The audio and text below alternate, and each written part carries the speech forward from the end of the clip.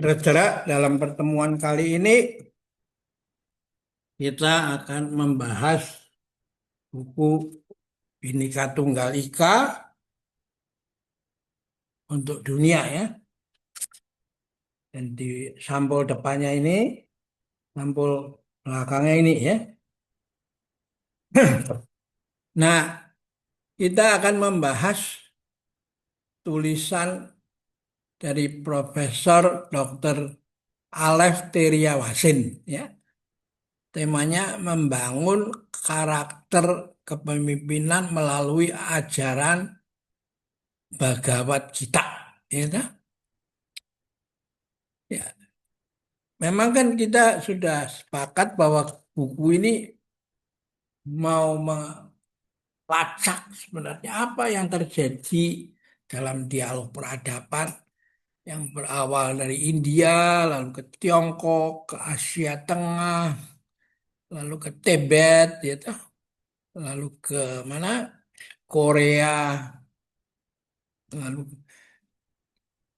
ke Taiwan, Jepang, dan akhirnya ke Amerika, Eropa, lalu ke di Eropa dia singgah di Andok di Prancis dan dengan berdirinya Plum Village ya, tempat meditasi yang didirikan oleh Thich Nhat Hanh, seorang biku dari Vietnam ya toh. Jadi sebenarnya dialog peradaban ini sebenarnya sudah selesai itu buat orang-orang para scholar ini gitu. Orang-orang terpelajar yang menekuni bidangnya. Hanya masalahnya gap antara eh, para pakar ini dengan masyarakat itu kan yang harus dijembatani itu. Dan inilah tugas dari buku Bhinneka Tunggal Ika ini ya untuk dunia. Profesor Dr. Alef Teriawasim ini jabatannya atau bekerja di adalah guru besar emeritus studi agama-agama Universitas Muhammadiyah Jogja ya, dan juga penanggung jawab dan pengembang disiplin mata kuliah psikologi lintas agama dan budaya ya. Jadi ini orang yang tepat ini. Nah, berikut ini pandangannya yang disampaikan dalam pertemuan seminar di Bali gitu. Nah, dia membuka pandangannya dengan menerangkan beberapa pengertian penting seputar tema ya. Temanya kan ini tadi dah membangun karakter kan ya melalui Bhagavad Gita ya. Membangun melakukan hal bangun. Arti bangun sama dengan bangkit, mendirikan, membina, memperbaiki, membuat bentuk dengan susunan. Ya, ada susunannya kan kalau bikin bangunan toh. Arti bangun juga sama dengan berjaga. Tidak tidur, tersadar, insaf. Ini penting ini ya toh. Ya. Sedangkan arti karakter sama dengan tabiat, watak, sifat-sifat kejiwaan. Karakter juga memiliki arti budi pekerti atau akhlak yang membedakan seseorang dari yang lain. Kepemimpinan, adapun arti kepemimpinan memberi pengertian hal memimpin. Akar kata kepemimpinan adalah pemimpin. Mereka yang memimpin. Memimpin sama dengan membimbing, memandu dengan suatu panduan, menunjukkan jalan, mengetuai, menjuarai, memenangkan, melatih, supaya mampu berdiri dan berjalan sendiri. Ya. Jadi pemimpin itu bukan menghasilkan boneka, yang disuruh mikul pemimpinnya, ya toh. Tapi benar-benar bisa mampu berdiri dan berjalan sendiri. Membangun karakter kepemimpinan adalah bangkit untuk memberi bentukan baru dengan membangun bentukan dengan susunan baru.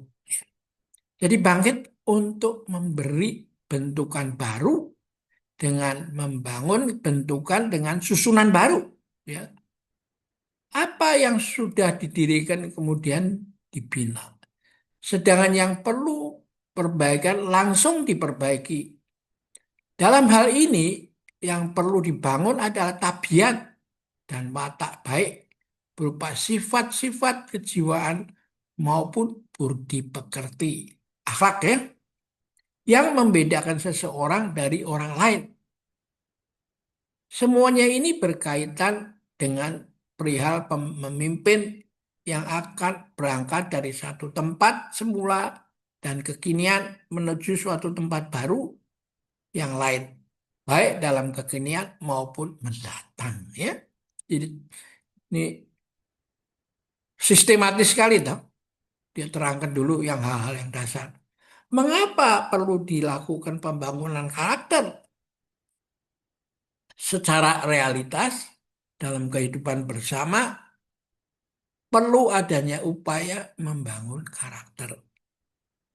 Dalam kehidupan bersama diperlukan suatu bimbingan kehidupan baru dan suatu panduan kehidupan yang baru juga. Dengan demikian, susunan yang telah terbangun sebagai sebuah bangunan tercipta kehidupan yang baru. Apakah semuanya belum pernah ada? Kalaupun sudah ada sebelumnya, tetapi perlu perbaikan, perlu pembinaan. Bahkan ada yang perlu didirikan lagi berupa bangunan lain yang baru. Tetapi apa yang cukup dibangun dari tidurnya? Tetapi ada yang cukup dibangunkan dari tidurnya terjaga. Atau dari ketidaksadarannya, supaya siuman insaf tentang adanya panduan. Ya. Dengan apa membangun karakter kepemimpinan dilakukan? Dalam kesempatan ini, panitia memilihnya melalui ajaran Bhagavad Gita. Bukan berdasarkan, bukan sesuai dengan, bukan menurut, ya, bukan. Artinya menempuh suatu jalan atau proses, menempuh sesuatu untuk sampai ke tempat tujuan. Ini ada kaitannya walk the talk, talk the walk ya. Jalan itu ya. Tema yang ditetapkan melalui ajaran Bhagavad Gita. Artinya melalui ajaran Bhagavad Gita diharapkan bangunan karakter kepemimpinan dapat terbentuk. Bhagavad Gita adalah suatu kitab suci yang tetap dihormati dan dirasa harus dijunjung tinggi oleh para pandemenan, ternyata orang yang demen budaya. Ya. Jadi dijunjung oleh pandemenan ya budaya orang yang demen mungkin suka terhadap budaya. Apalagi oleh para pengikut agama Hindu. Terlebih lagi oleh setiap diri manusia itu sendiri. Karena itu dalam realitas terdapat beberapa versi Bhagavad Gita. Bhagavad Gita sebagai kitab suci. Kata suci juga memiliki beberapa pengertian. Suci artinya tidak kotor, yang kotor perlu dibersihkan. Suci sama dengan tidak najis, yang najis perlu disucikan. Suci sama dengan tidak ada sifat keduniawian. Suci sama dengan kudus, selain sakral juga profan. Apabila dilecehkan, dikotorin dan dibuat najis, maka ini sama saja diperlakukan tidak hormat sebagaimana mestinya. Ini bisa mendapat malati, bahasa Jawanya dapat menyebabkan kualat, ya. Kualat yang membawa penderitaan berat dapat membuat dirinya sendiri terpuruk, nista dan hancur. Ya, sampai di sini dulu supaya waktunya kita cicil dulu ya, supaya waktunya kalau bisa 10 menit. Nih, Kitab Bhagavad Gita mengingat adanya beberapa versi Bhagavad Gita yang digunakan dalam pembahasan itu adalah Bhagavad Gita as it is karya A.C. Bhaktivedanta Swami Prabhupada edisi Collier Book pertama tahun 1972 dan cetak ulang kelima tahun 1974. Ya, no? Mengapa kitab itu digunakan? Jawabannya hanya alasan praktis saja. Buku tersebut saya beli tahun 1974 setelah saya mendengar Bhagavad Gita dilantunkan indah sekali di PHD sekitar tahun 1971. Selain itu, digunakan juga interpretasi terhadap Bhagavad Gita untuk memudahkan pemahaman, understanding terhadap ajaran-ajaran yang termuat di dalamnya. Ya.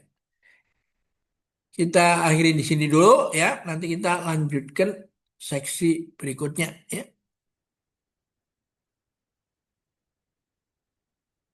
Ini menarik ya, toh. Di, di- apa diberikan oleh seorang profesor yang memang menekunin bidangnya, toh. Ya.